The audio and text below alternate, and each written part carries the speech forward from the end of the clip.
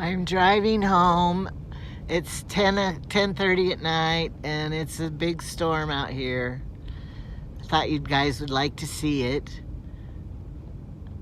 March. The plows aren't out.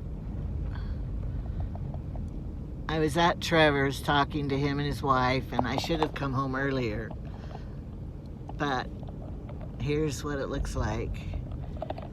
I know you can't hear me very well because this is my other phone, and the microphone is not real good in it. And so, but I wanted you to see what it's like in a snowstorm at night. It's so cool. It's 32 degrees out, so it's not real cold. But the snow plows are going to be working.